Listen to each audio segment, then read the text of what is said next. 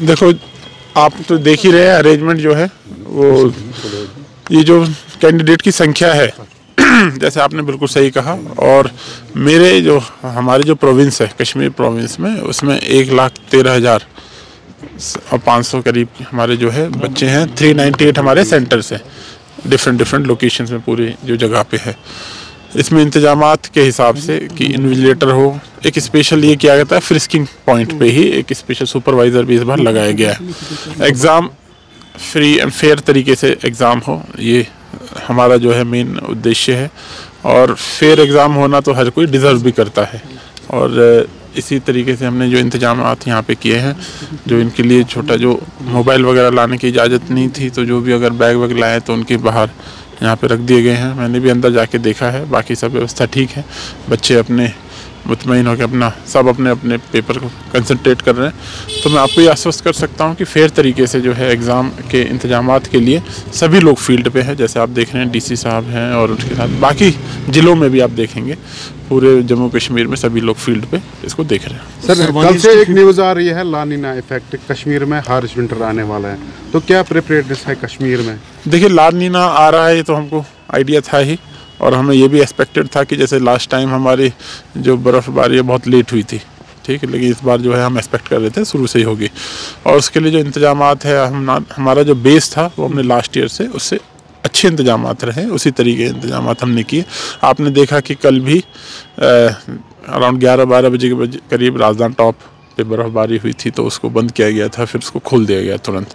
तो भी सब जो है हम एकदम टाइट हैं, हर जगह सारी चीज़ें दुरुस्त हैं, तो कोई घबराने की बात नहीं। ये जो के बारे में क्या कहेंगे आप? किसके बारे में? क्योंकि बिजली unscheduled power cuts, curtailment schedule होके भी अनशेड्यूल्ड पावर कट्स है। देखिए, बिजली कंज्यूमर्स ये इल्ज़ाम लगा रहे हैं हमारे पोस्टपेड कनेक्शन थे, हमारे वो प्रीपेड कर दिए गए। यहाँ से KPDCL ने एडवाइजरी भी जारी की है कि आप रिचार्ज कीजिए साथ साथ। देखिए, बिजली के लिए मैं इतना कह सकता हूँ कि ऑफकोर्स वोल्टेज के अब इश्यूज आने लग गए हैं।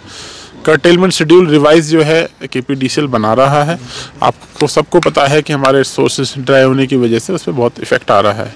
हार्श विंटर होने वाली है, इसमें कोई शक नहीं है।